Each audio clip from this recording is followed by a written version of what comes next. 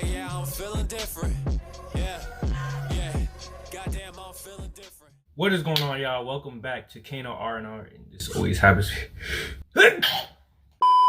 Thank you. I don't know why that always happens to me during a video, but anyways, we're gonna do something a little different. So, I will put up a, what is it called, a timestamp or whatever, here. If you just want to get straight into the spoiler review, it's right here. Okay, you got it. But pretty much what I want to do is I want to just make a short video before the spoiler talk and go over my thoughts and predictions before I see the movie, because right now it's like early in the afternoon. I don't know what time it is, but I'm seeing the movie tonight.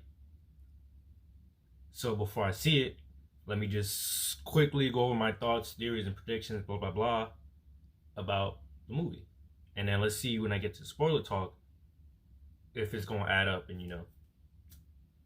be the same or whatever. You'll see. Anyways, where do I begin? Let me just say this. I feel like Daredevil's gonna be in the movie. I don't think Daredevil, but Matt Murdock could be in the movie, because with the situation he's going through, you're gonna need a lawyer. And if you're gonna bring in a lawyer, why, like, it wouldn't make sense to just bring in a random lawyer. Like, you might as well bring in Daredevil. Or the She-Hulk TV show is coming out. So I wouldn't be upset they brought her in, because she's also a lawyer. So that would like fit perfectly. So I could see either one of them. My guess it's gonna be,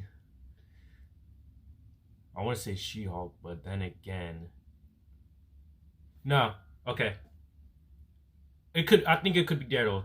Think about it. Wait, if you're watching a Hawkeye TV show, they just introduced the Kingpin. That episode came out this week, which was episode 5. Spider-Man comes out this week, well, today, which is on Friday. You introduce Kingpin, was it Wednesday? Daredevil, Friday. It would make sense. Come on now. It lines up perfectly. If I had to take it, yes, Daredevil, but I wouldn't be mad if they brought She-Hulk in, because they're both lawyers and Spider-Man's a lawyer. Next. The boys got to be in this movie. The boys got to be in this movie. Like, there's no way they can't do it. Come on now. Andrew and Toby, I feel like they're gonna be in the movie. You got their villains coming back. It'd be so, like, again, why bring back their villains and not bring them back? Like, come on now. Let's do the obvious here and bring them in. Not only that, but the hype has gotten to the point where it's like, if you don't bring them in this movie, there's going to be a riot. People are going to trash. Like, I can't see them not doing it. Like, I don't expect them to be an entire movie. I doubt that. Like, come on now. I'm gonna say like a good like last 20 minutes of the film, or less. Probably less. I don't know. But like I'm gonna assume like how they did Avengers Endgame and they brought all the heroes back in. They'll be in that final battle. Like I'm not getting my expectations too high with them, just because like we're not here for them necessarily. We're there for like Tom Spider-Man, trying to see how his trilogy wraps up. But moving on. What else was I gonna say? Oh, okay, so this is like a little theory of mine. I don't think anyone's spoken about this. But you know how he's being framed for being a murderer? I feel like in this movie they're going to touch upon the fact that he is an actual murderer. Like, they have not spoken on Uncle Ben and like his killer. So what I'm thinking is, alright, hear me out. He killed the guy that killed Uncle Ben and like has just been hush about it. So it's like, yeah, he's being framed for the murder of Mysterio, but in reality, this dude, he's a murderer, or he's gonna kill one of the villains, because he's being framed for being a murderer, and then he gets to this point, it's like, yo, there's too much going on, I can't deal with this, and boom, it goes down. He starts boxing the Sinister 5 or 6, whatever they're doing with that, and he ends up killing him because he's just like, the stakes are up here, you know what I'm saying? Which then puts him in this situation where it's like, all right, he is a murderer. You know what I'm saying? But That's a possibility. Another idea I had was, okay, so you know, like the whole world, he wants to get the whole world to forget he's Spider-Man because his identity got revealed. Imagine, even he forgets. Ow, something just went in my eye. What the freak? Okay, even he forgets that he's Spider-Man. I know that sounds dumb, and like it sounds dumb when I think about it. But imagine this: the spell works, and even he forgets he's Spider-Man. That could be a good way to write him out the MCU, like end his contract or whatever, you know, whatever situation I got going on. Even Peter Parker forgets he's Spider-Man. Now, of course, like it wouldn't last very long because he would like Peter Parker's smart. He'd piece the clues together. Like he'd get home, find the suit in his room, blah blah blah blah. You know, eventually he'd be like, oh snap, I'm Spider-Man. You know, he'll notice he has powers, blah blah blah. You know, all that stuff. But that would be pretty interesting. Like the spell works so well at the end of the movie that even Peter Parker forgets he's Spider-Man, and then like that's why you don't see him in other MCU movies or anything else. You know what I'm saying? Here's a little theory. I doubt they'll do that, but it'd be a clever way to like, all right, this character is no longer around, and this is why. So he'd still be in the world, but you wouldn't see Spider-Man. You wouldn't see Peter Parker because he's just being Peter Parker. Next, yo, this could just be a coincidence. That boy Shameik Moore. That man Shameik Moore is at the red carpet premiere thing for Spider-Man. Imagine, now he's a voice actor for Miles Morales and Spider-Verse. Imagine this man's pulls up into the movie as the live action Spider-Man. Tell me that wouldn't be tough. Tell me that wouldn't. Now I'll be kind of tight because I want to audition for Miles Morales. You know what I'm saying? I don't know how you go about doing that, but that's what I want to do. But if Shameik Moore plays the live action Miles Morales, can do no wrong. Can do no wrong. Like, come on now. Like, it's possible. Like, it's possible. What else? I don't even want to talk about Venom. I'm sorry. I did not like Let There Be Carnage, the film. Obviously, I want to see him interact with Spider-Man. At the same time, I'm like, I'm also not interested. So there's a possibility he could show up. But then again, there's already a lot going on in this movie, so I doubt it. Like, maybe they'll do something where, like, Venom 3 will be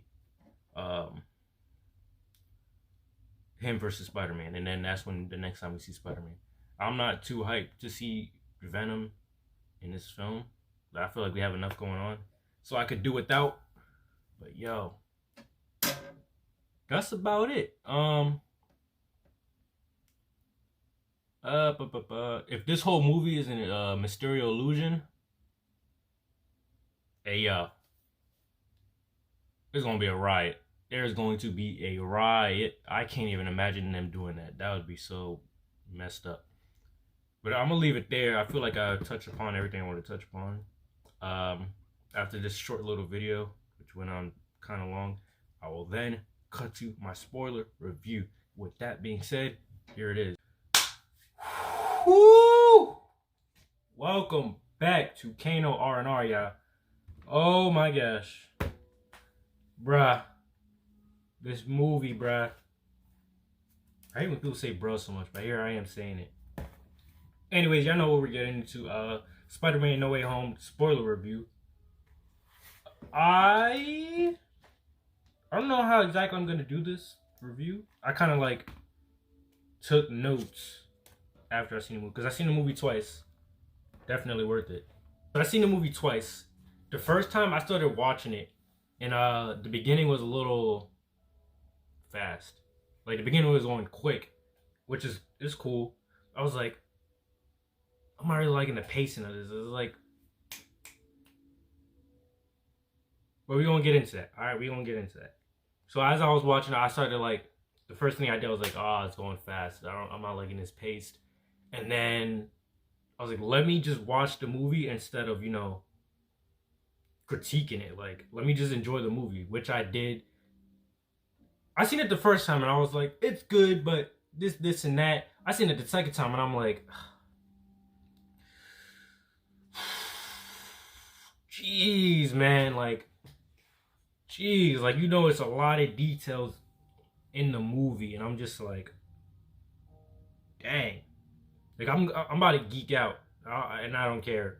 So first, before I do that, we're gonna talk about some things I disliked about the movie, and then we're gonna go into what I liked. Overall, like my dislikes are just me nitpicking and trying to like find something. It's not even disliking; it's just something I'm like, not the biggest fan of that. But we're gonna get into it. Like I said in the beginning, the murder. I feel like, okay, if he was just gonna be famous and they was gonna kind of write it off easily, since Matt Murdock was his lawyer. Love that. The way he caught that brick. Oh my gosh. Man said, I'm just a really good lawyer. Matter of fact, hold up. Give me 1 second. My boy pulled up and said,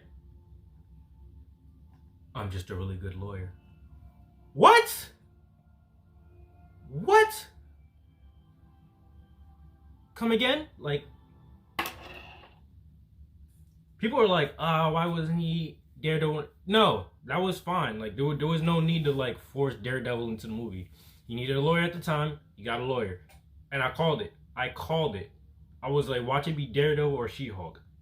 And it was Daredevil. Like, oh. Okay, so I seen this interview, and Tom Holland knows who bought Avengers Tower. They did not say it in the film. But here's the thing. Daredevil's in the movie, and the Hawkeye show is going right now, and Wilson Fisk is in Hawkeye. And they even mentioned in Hawkeye, he's like, yeah, Tony sold Avengers Tower. He didn't say who. How does Tom know if they didn't bring it up in the movie? Like, so either Tom can make an appearance to Hawkeye, which I doubt, because, you know, no, there's no need for it, but it's possible. Or Wilson Fisk is the villain for Spider-Man 4, which is why Tom knows who bought Avengers Tower. Think about it. But alright, back to what I was saying. Yeah, I feel like they kind of rushed over the whole murderer thing. Like, I feel like they give it a pass. Like, people will give it a pass because, oh, it's Daredevil, that's his lawyer. If it was like a regular lawyer, people would be like, they like rushed. They didn't rush to it, but they quickly skimmed over it. Like, they built it up in Far From Home as if it was gonna be a big plot line. If that was the case, I feel like they could have just made it as his identity got exposed instead of him being framed for the murder of Mysterio, because it didn't really come into play as much. Like, yeah, people still think he's a murderer, but I don't know. I feel like the impact of that wasn't as impactful as just his identity reveal, which should have just been that. But who knows? Maybe they'll play more into the murderer thing in other films, which I called also kind of. He didn't murder anybody, but yo, he's about to put an end to Green Goblin. He was going to put an end to Green Goblin, and yeah, then he would have been a murderer. But that's kind of what the movie's about, though. Like, he's trying to avoid being what people see him as, which is a murderer, by helping the villains go home without, you know, being killed off, which is a very Spider-Man-like thing to do. Moving on. Let's see what else we got. Again, I wasn't a big fan of the fast pace in the beginning, but it was a 2-hour and 30-minute movie, so it's like it was needed. So it's like, again, it's not that I dislike it, but it's like it was pretty fast moving. And I was gonna say, like, there was no point where it slowed down. I was wrong, because when I seen it the second time, I was like, oh, like, nah, like, they have some parts where they slow things down, talk, blah blah blah, like, you know. So good. CGI. I'm not VFX blah blah blah CGI artist. Like, I'm an artist, but I'm nowhere near the level of CGI. So for me to complain is like, but there's a scene with the black and gold suit, and he fights Electro, and I'm like, this kind of looks like a video game right now. This does not look real at all. Like, I wonder if he even had the suit in live action. Is that just complete CGI? Because I don't know. Another thing with CGI, Toby's suit and Andrew's suit at times look like even less than video. I'm sorry to say, at certain points they look like the quality of it look just less than a video game. I don't know, it just looked kind of funky at times. But if that's the case, I'm assuming they put their bread into that Spider-Man Doctor Strange fight, because oh my gosh, that joint was stunning. Beautiful, bruh. That joint was beautiful. Beautiful. Like, anytime Doctor Strange is on screen, you're gonna get some like cool looking effects. Like, jeez, they put some bread into that. That looked amazing. But a couple other things looked amazing. The lizard at first, he looked creepy, but when I compare that lizard to the one in the first Amazing Spider-Man, I feel like the one in Amazing Spider-Man definitely like did it better. But then again, when the lizard was on screen, I was like, yo, this dude look kind of creepy. Like, jeez. Dr. Octopus arms, I heard it was like a mix of both CGI and practical. It looked great, you know? It looked, not a time where I was like, this looks fake. I'm trying to think what other CGI things kind of, I think that was it. Nothing else really bothered me. I think it was just the suits for the Spider-Man. That's about it. But next, this isn't a dislike, but it's just like I feel so bad. It's like, why did I do that? Why? We gonna talk about Aunt May's death, bro. That took me out. Like, what? Because here's the thing. I feel like Aunt May is a great character. She delivered with great power must also come great responsibility. If you're wondering why she said it like that, it's because that's how it's originally said in the comics, which isn't said by Uncle Ben. It's said by Stan Lee. Don't quote me on that, but I'm pretty sure it's by Stan Lee because he wrote it. So pretty much the credit will go to him. It was a narration box, pretty much. But within the movies, like she has her, like within the trilogy, she has her moments, and I'm like, I kind of wanted more from her. Like, I wanted more from her character. I wasn't really getting that. She was kind of seen like as the I don't want to say sex object, but like the hot woman everyone hits on, and that was pretty much it. Like, she has her moments where she calls out Peter, she gives him advice, but in this movie, she came through and like she really like was what I wanted from Aunt May from the start. And then they kill her off. What? What? No uncle. We're gonna talk about him later because that annoyed me. No uncle, no aunt. Bro lost his mentor. He lost his life and then came back 5 years later. I mean, I don't know why they didn't give him PTSD, but that happened. And then you know what happens at the end of the movie, but we're gonna get there. Yo. They killed off Aunt May. Like, it fit the story, so like, good on them. It's not that I disliked it. I liked it. Like, it was a good story choice or whatever. It's like, dang, like, just when I'm like getting what I wanted out of her character, you take her out the game. Like, jeez. Oh, next on a dislike / nitpick. There are some people and things doing things that it's like, really? All this time? The Iron Spider suit. I mean, it's high tech. It was made by Tony Stark, so at times I kind of give it the slide. I had the wingsuit. That didn't bother me. It was like, okay, that has a wingsuit. Actually, that's fun. I'd rather it had the wingsuit than him flying around with the repulsors, blasters like Iron Man. So good thing they did that.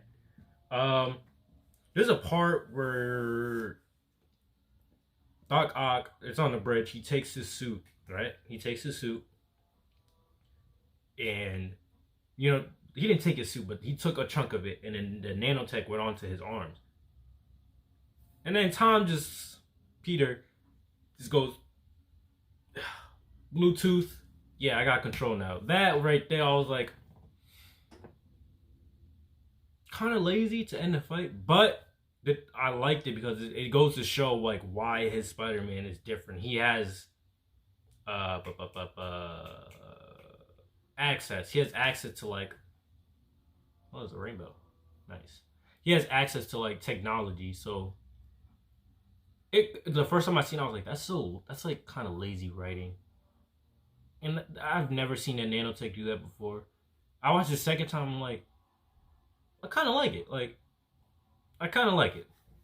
So it bothered me at first, and then after a while, I was just like, it's whatever. I mean, it's a nanotech suit that has Bluetooth. Okay? Okay? So I let it slide. What else? Oh, speaking of people doing things, Ned kind of like out of nowhere becomes a magic user. At first, I seen it and I was like, I didn't really care. I was like, all right, they're giving him something to do. I don't mind. He kind of pulled it out of his, you know what, like the ability. But here's the thing: were they hinting at it the whole time? Because I watched the second movie, Far From Home, and he was playing the game on the laptop on the plane, and he was a wizard in the game. Like, were they like already building up to this, or like? And then in the first, I don't know about the first movie. I don't know. Besides the little Lego thing, which is from Star Wars, he's not a wizard, but you know what I'm saying. So I'm like, were they kind of like building up to that, like hinting at it, or is this something they just threw in and like, you know, put to their advantage? I don't know, but there's a possibility he could be Hobgoblin with actual magic powers down the line. I'll be cool with that. I'm rocking with it. If they give it to me, I'm down for it. And the last thing I disliked, Uncle Ben. Toby, Andrew, bring up Uncle Ben. And Tom's over here like, Pete, I keep calling him Tom. Peter's over here like, what do you mean by that? Like, he doesn't say that, but like he gives them look like where it's like, I don't know what y'all talking about. Or he just like dismisses it. He doesn't even like say Uncle Ben. He doesn't mention it. So that's got me wondering, like, do you not have an Uncle Ben in this world? Like, what's good with you, dog? Like, a Peter Parker without Uncle Ben? Like, if y'all decide to do that story, I'm cool with it. Like, hey, it's different, okay?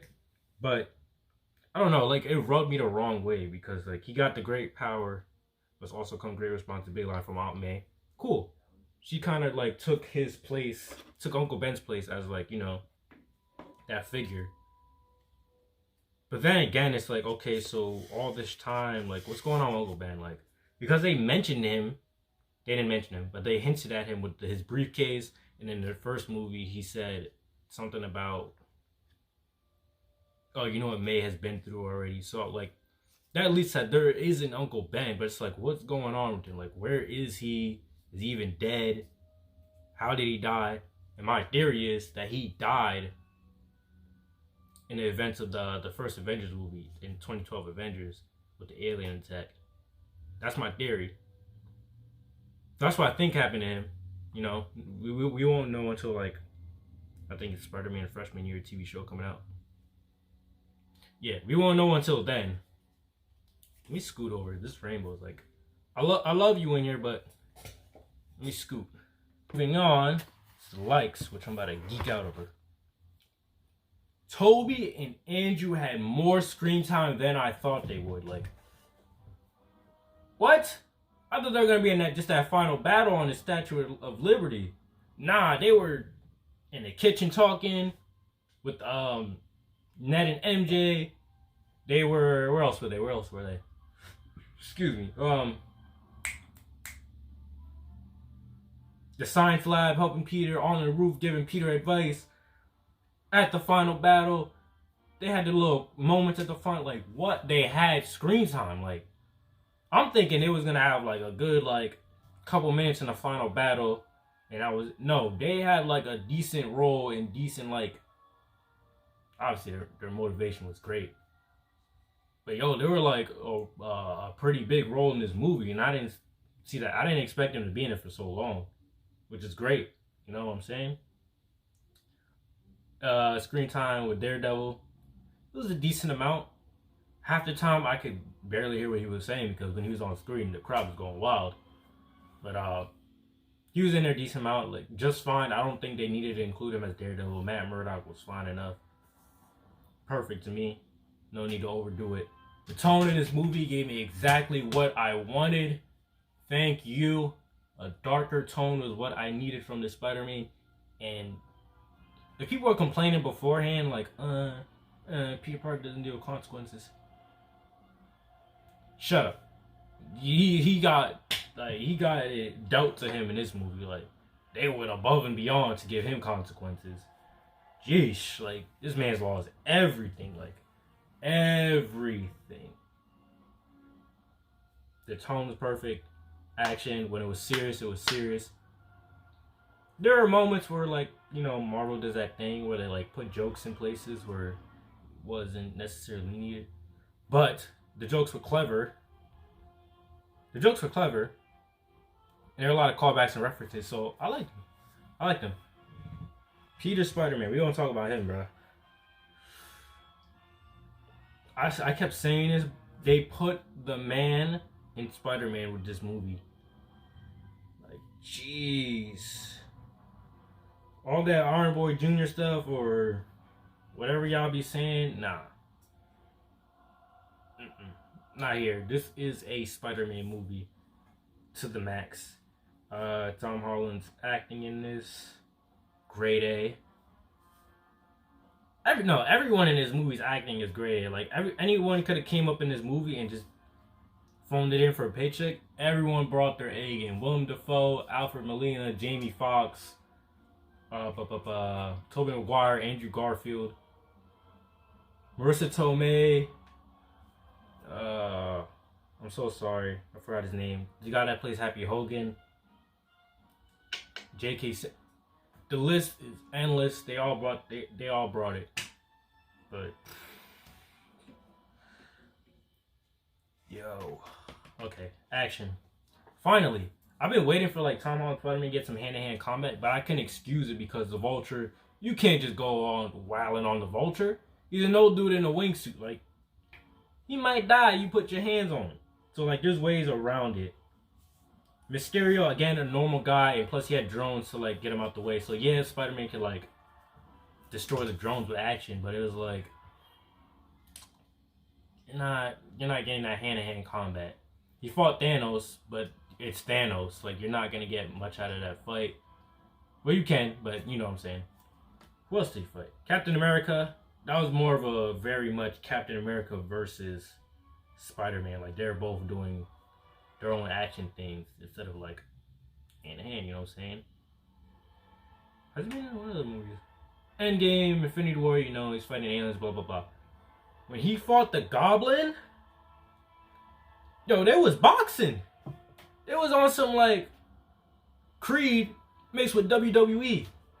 Smash you through floors, build it. Like, it was, not only that, but it was brutal. Like, jeez, bruh. It was throwing hands, is what I'm trying to say. They were throwing hands and not holding back. The ending is so perfect, but so tragic. You lost everything. Everyone forgets that Peter Parker exists. Not that he's just Spider-Man, that he exists.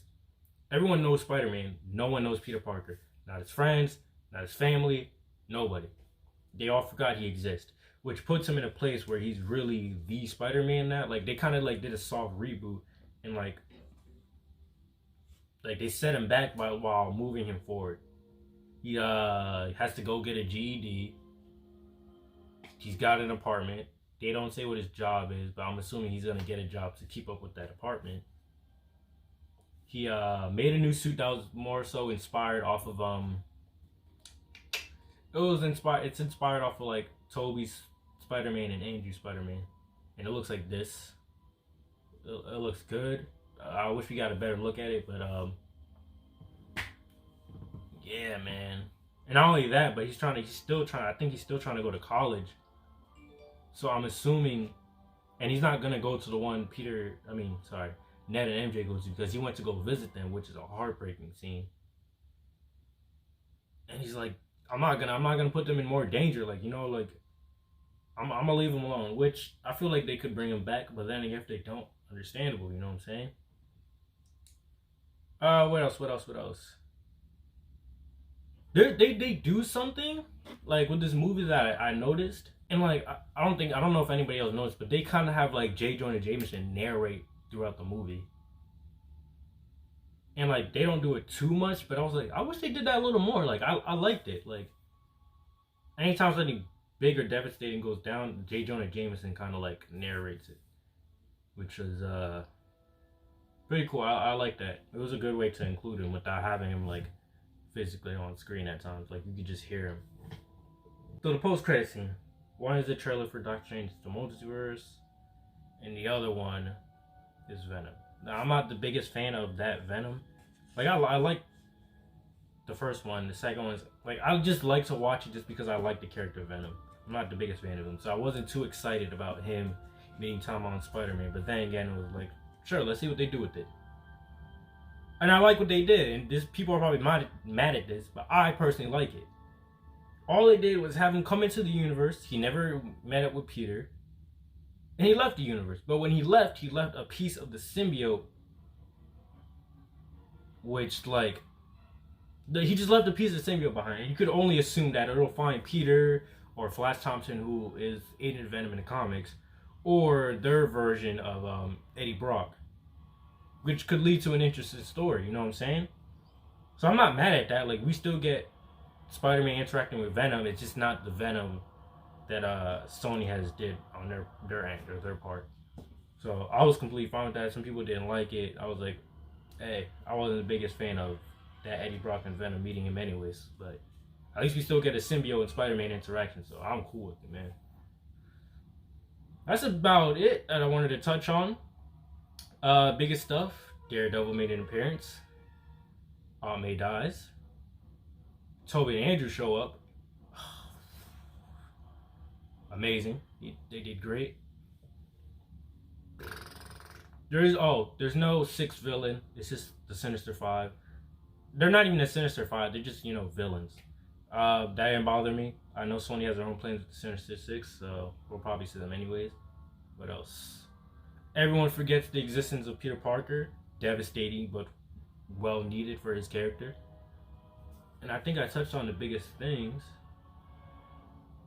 But yeah, man, this movie. The first time I watched it, I was like, I like it. It's great.